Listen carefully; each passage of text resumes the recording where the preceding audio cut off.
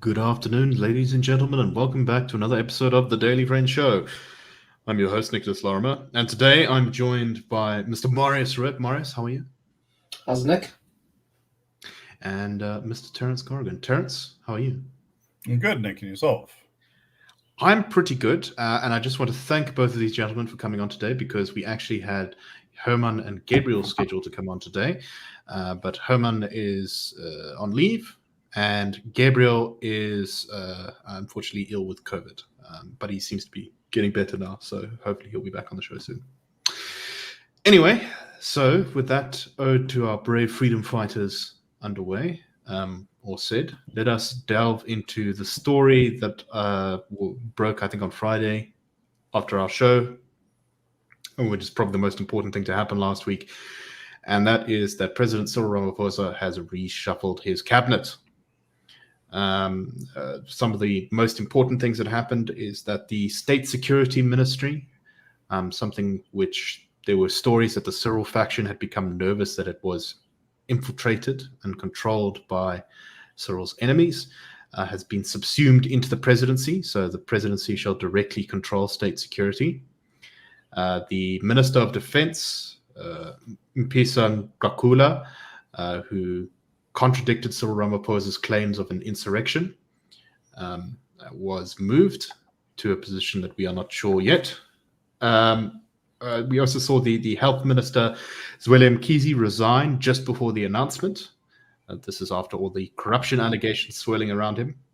And we saw Finance Minister Tito Mboweni, who has long been rumored to not particularly be enthusiastic about being finance minister, was also kicked out. Cyril Ramaphosa said that he had accepted Tito Mboweni's long-standing resignation letter or something like that. So those are the big things. Of course, the Minister of Finance is probably the most important position in cabinet. Traditionally, the ANC tends to put its quote-unquote best person there, or the person with the most credibility. And it's probably the most functional part of government, and also the most necessary because, of course, without it, everything else would fall apart very quickly. There were several other changes as well. So we've got the new Minister of Health, Joe Palala. Joe Pakla, I think his name is. Pakla, sorry. Lindiwe Sisulu has been moved to tourism, and we've got water and sanitation has been separated out from human settlements again. So let me start with you, Marius. What do you make of all these changes? What do you make specifically of Enoch Godongwana, who is our new Minister of Finance and therefore one of the most important people in government? Yeah, I think I've seen it said elsewhere, and I see we have a comment of Moonchild saying it too, shuffling deck chairs on the Titanic. It's not particularly, and you're not very, I mean, it's not really, what's the word I'm looking for, inspirational, the people that have been appointed to their positions. When it comes to Enoch Godongwana, I think it could have been a lot worse. I mean, Enoch Godongwana is, he's not a Des van Rooyen or Malusi Gigaba in the position, but he's also, and he doesn't seem to be that much of a fan of expanding the government's debt and so on. But that said, though, he had some pretty serious corruption allegations against him 10 years ago or so, which he claims to have paid back the money, which was taken away, 100 million rand. He was doing pretty well if he can pay back 100 million bucks. Right, he was accused of stealing, or at least being involved with a company that stole pensions from union members, correct? Yeah, something like that, yeah. And he's also come out against the basic income grant, which seems to be gaining some traction amongst people. It seems to be, some people seem to think it'll be a solution to South Africa's problems if you can pay people 500 rand a month something, instead of growing the economy and, letting people get jobs and whatever. But then I think that is cause for concern. He seems to have a fairly decent, reputation amongst investors and so on. But one thing he has come out before and spoken about quite forcefully that I think he's quite in favor of is the issue of prescribed assets. And if any of our listeners don't know, that's when the government tells the pension funds where they can invest their the money that people have given them for their retirement and so on. So that's one thing definitely to watch out for. I think that's a big red flag. And I think that's probably going to be the biggest risk with Enoch Godongwana. As I say, it could have been a lot worse. There's probably a lot of other whereas people that could have been appointed to the position. But he's also, as I say, I think people's pensions are probably going to be at a higher risk now of basically being expropriated than under Tito Mboweni. Yeah, no, it's not very. It's very worrying, and I must say, Terence, like I said, usually the Minister of Finance is the most credible person in government. Enoch is certainly not a horror show, but I must say, if he's the most credible person, I'm a bit concerned. Am I right to be that way, or am I being unfair on Mr. Godongwana? I love the term reshuffle because if you think of a deck of cards, you have the same cards in the deck. You're just mixing them up again and pulling out a new set. And I think that perhaps the issue here is that we hope that our finance minister will be, if not an ace, perhaps a queen or a jack. And I think maybe with Godongwana, we've got to respect you don't want anybody called ace as Minister of Finance, do you? That's true. That might turn out to be the Joker. As you say, it's not a horror show, but I don't see him as a reformer. I don't see him pushing back against some of the more freewheeling and populist ideas. But I think there is something deeper here. Under Mandela and under Mbeki, the finance minister, to all intents and purposes, ran economic policy, or at least large swathes of it, and he was supported in that position. Particularly, Trevor Manuel both had had a political profile, and he had the ear of the president. In fact, one opposition member of the finance committee said that the secret to his success is that he never tried to argue policy minutiae. He always kind of understood that he was not an economist. He had experts who could do that for him. His business was to handle the politics, and he played that role very well, I think. Under Zuma, you had a mixed bag, and I think under the putatively reformist Ramaphosa administration, you have seen the finance minister essentially being reduced to one among many. I don't think Mboweni was supported in any special degree. In fact, I think he was often left to hang out to dry. Maybe there'll be more support for Godongwana because he will toe the ideological line somewhat more closely. Tito Mboweni, in a sense, had the luxury of not needing the job. He already had a fairly illustrious career. I think he had the pension and the financial security, and that's why he could tweet, "Oh, geez, this is so difficult. Maybe I should just leave." Yes, he also, of course, had his farm, I think, in Limpopo, and he seems to prefer telling everyone about what he's cooking. Which if that works for you.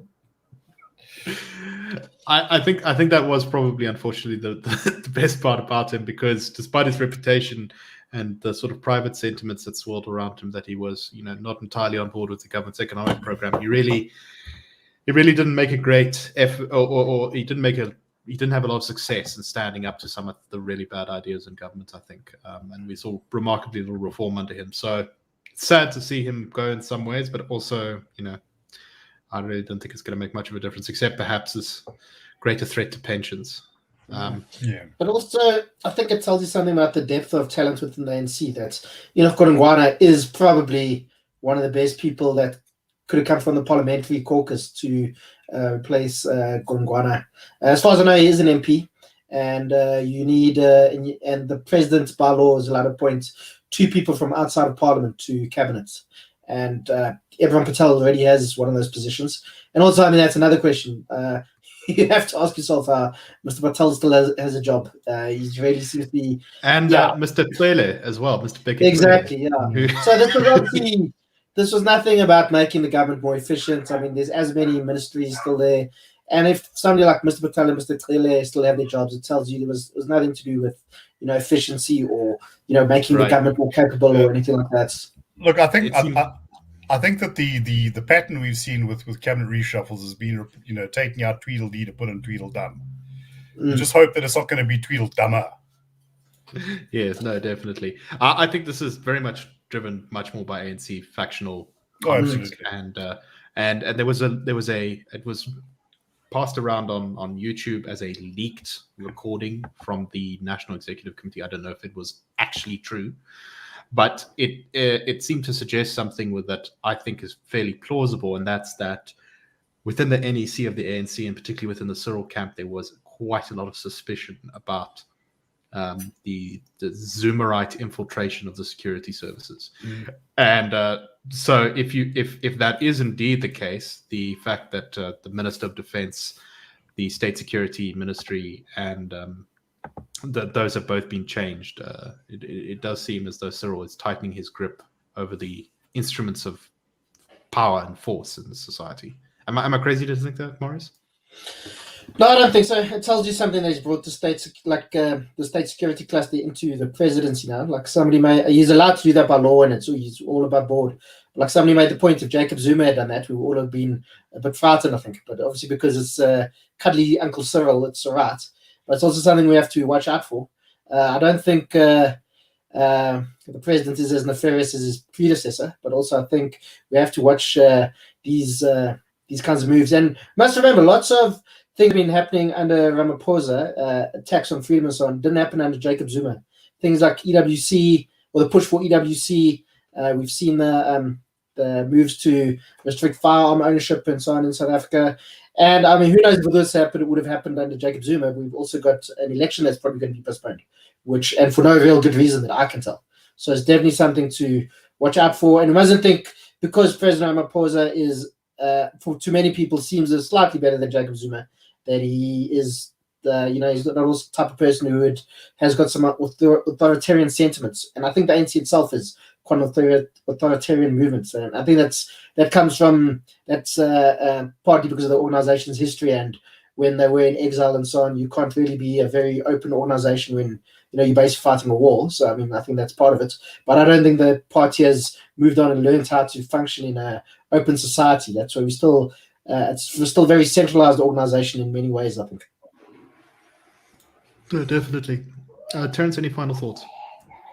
No, well, I think Marius nails it. It's the genesis of these problems, I think, really comes from the nature of the ANC and its dominance of the political landscape. You can switch all the deck chairs on the cabinet Titanic you want, but if the administration below that is not competent, if municipalities aren't able to maintain water pipelines or electricity lines, then the whole thing is just performative anyway. So yes, changes to the cabinet are may be welcome in certain respects, but it is but a small part of what ultimately needs to be done. And I don't see the breadth of vision or the political courage on the part of the current leadership or the availability of talent really to perform that forthrightly. Definitely, it says something that one of the most credible people in the ANC has a horrific corruption scandal sitting in his rearview mirror. It really talks about the state the party's in. All right, let's move on to our next story. And I don't know how much we're really going to have to say about this, but it's probably worth talking about because, well, it's quite, I don't know if I would call it unusual, but I'd call it shocking. Is on Sunday night, there was a massive explosion at Medupi power plant, Eskom's Medupi power plant. Now, anyone who is reading the news closely knows that last week Medupi had finally finished construction after spending 14 years under construction, and I think it was at least 5 years, I can't remember the exact number of years, over schedule. And this was originally meant to end load shedding, basically. I think when the first generating unit at Medupi was opened, Jacob Zuma gave a speech where he said something along the lines of, and load shedding is never, ever, ever coming back. Well, that was, I think, in 2014 or 2015 or so, around there. And clearly he was wrong. So what caused this explosion? Well, it's not entirely clear. I am not an expert in power plants, but according to what Eskom has said, they said that there was a deviation from procedure, and I think it was generation unit number 5. of Medupi, and they say, quote, following a preliminary investigation, it appears that while performing this activity, air was introduced into the generator at a point where hydrogen was still present in the generator at sufficient quantities to create an explosion, which ignited and resulted in this explosion. So basically, as Moonchild in the comments says, someone pressed the wrong button. That's not great. Terence, what should we make of this? I saw Chris Yeland on online said that this proved Medupi was nowhere close to being fully operational, despite allegedly being finished. Well, I would love to impress my high school science teacher and pretend I understood what any of that meant, but I can't. Yeah, look, we spent an inordinate amount of money on this. It was completed way over time. And Chris Yeland is someone whose opinion I trust. Yeah, we still not drawing the benefits from that. And unfortunately, I think that is sadly a metaphor for a great deal of South Africa at the moment.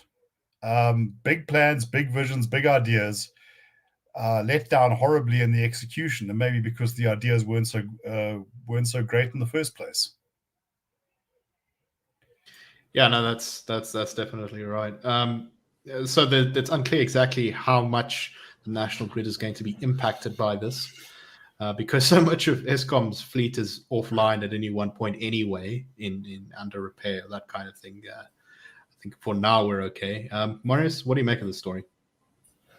Yeah, you just want to roll your eyes and you have to laugh, because otherwise you'd cry, which I think you can describe a lot of stuff in South Africa. And it just makes one think as well. I believe that nuclear power is one of the cleanest types of energy in the world. But maybe we should be thankful that Jacob Zuma didn't manage to push through the nuclear power build when he had, it seems to be he was being encouraged to do so by Vladimir Putin. Because, it's one thing for a coal-powered plant to explode, but it's quite another for a nuclear power plant to explode. If anybody who's listening hasn't, they should watch the miniseries Chernobyl, which tells you how dangerous a nuclear explosion can be.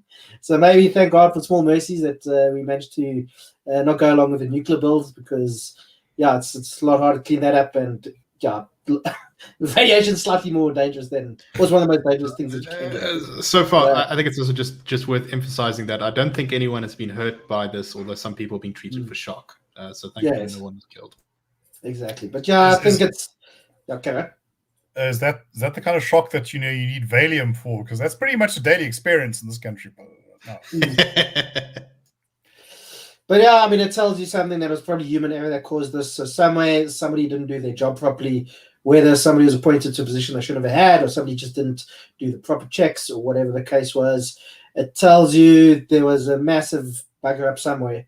And, who knows if any heads will roll for this. And, it's not even impossible that there was sabotage. We've seen some very strange things going on in Eskom. So, you don't want to point any fingers at the moment, but I certainly think it's within the realms of possibility there was deliberate sabotage. It's interesting that Marius says that, because if you remember when the bolt fell into the Kubrick power station, Alec Irwin, who went in the warpath about this and said, no, this is sabotage and whatever, and then he didn't say sabotage. He was justifiably laughed out of town. These days, we're inclined to take that seriously. That gives, a sense of, well, I say this is as important for the metaphor it is, and for what it actually means for your power supply. And I think that also, if it was sabotage, that is the ANC civil wars, same as what we saw last month. That was the ANC civil wars spilling out on the streets. If there was sabotage, which I'm not saying that there was, and I don't think there was, but if there was, that is another symptom of the ANC civil war, because that's why would it have happened, I think. Spilling out of the streets, or spilling out into Medupi, and for all the consequences it has for ordinary South Africans and the broader economy. With and mind you, though, the ongoing economic collapse means that we do use less electricity than we used to, which is silver linings and all that. Yeah. So It's a shop-worn silver lining indeed. One of the other silver linings is that Eskom has in fact suspended several employees. Now, suspend is not the same as fired, and obviously there needs to be an investigation and find out who was responsible and whether it deserves punishment. But I think at least that's it'd be good to see this come to its conclusion. But good that someone is actually taking the blame instead of just a sort of a shrug, as happens so often in South Africa. I see someone. Yeah, exactly. I see some of the comments asking why railways are not being used to transport the coal to power plants. At present, trucks are transporting the coal, and I wonder who has that contract, says Mary Duplessis. Well, that's a good question. Someone did talk to me about this once, someone much more knowledgeable than I, and I'm afraid I can't remember their entire answer. And gentlemen, I don't know if either of you know, but I believe that part of the problem is that the rail infrastructure is in bad condition. And the other might just be skullduggery going on with contracts at Eskom. Do either of you have a better answer to that question? Well, I think it could be, but also one reason that trucks are probably being used instead of railways is because the railways have basically been cannibalized. But who knows? Maybe that's part of it. Maybe the cannibalization of the railways has been done on purpose, or at least the lack of urgency in trying to stop the South Africa's railways getting destroyed as they have been over the past 10 or 15 years.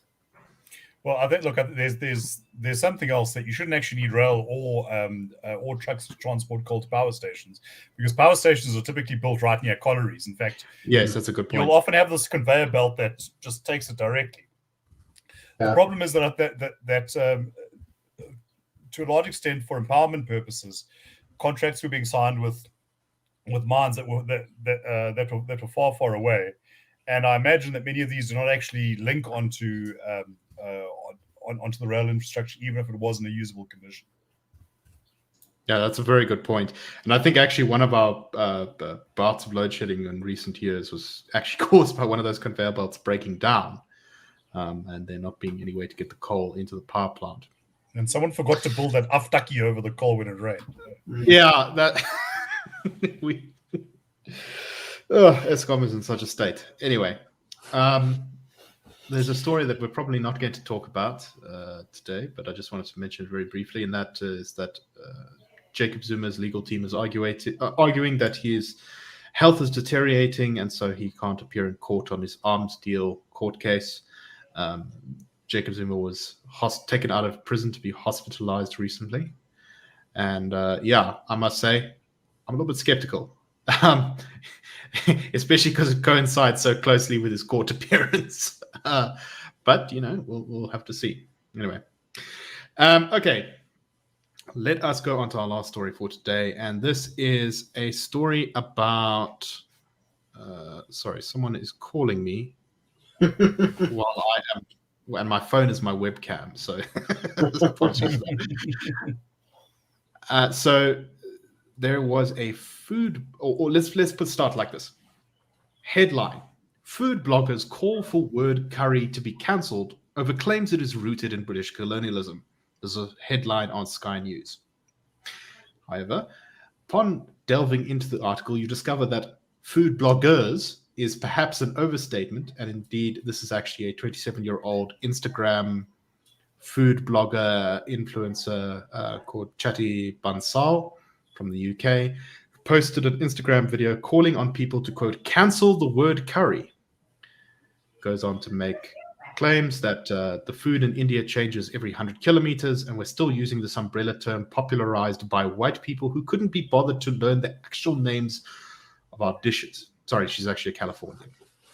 And then there's some supporting arguments made by a professor from the UK, who then goes on to talk about how the word curry is rooted in white Christian supremacy, and it comes from a misunderstanding by the British local Tamil word.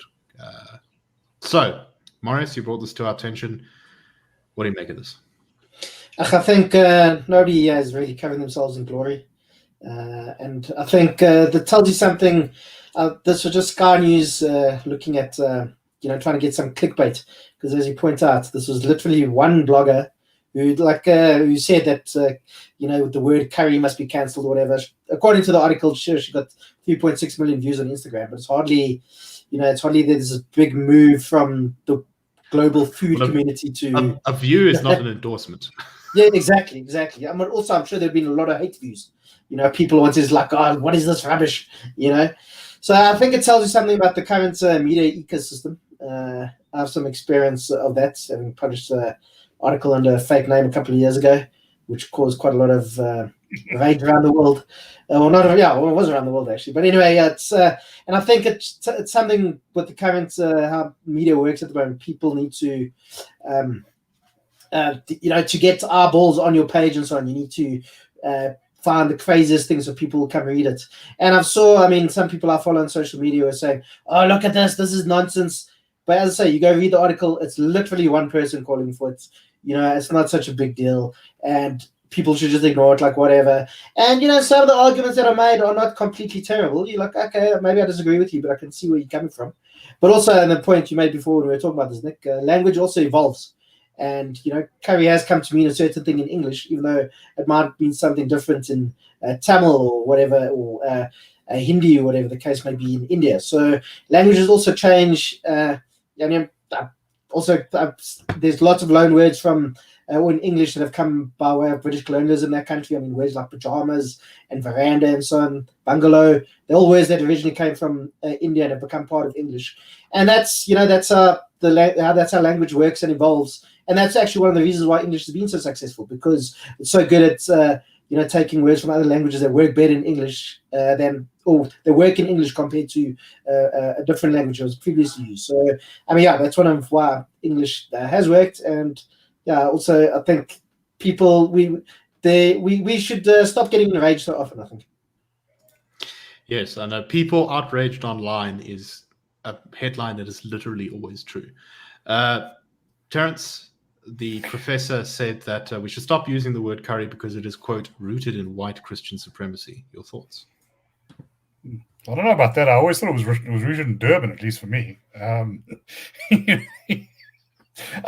Look, I've always understood curry to be a kind of spicy stew, which his origins were in the Indian subcontinent. I take the point that cuisine changes every 100 kilometers or whatever, but I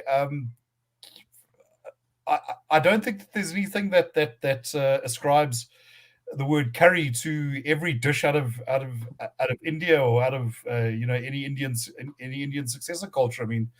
I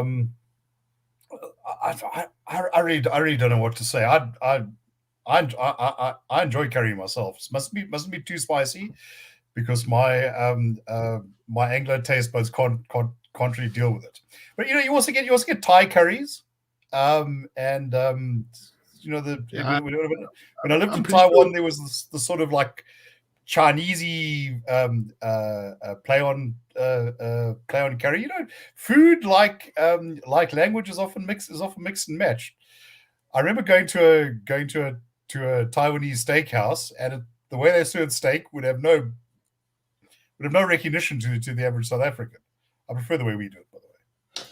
Just one thing I'd like to point out too. When I was in Thailand, I was told that lots of Westerners or Europeans ask for chopsticks with their Thai food when they're having in a restaurant in Bangkok. The Thai is very happy to indulge them, even though Thai food is traditionally eaten with a fork and a spoon.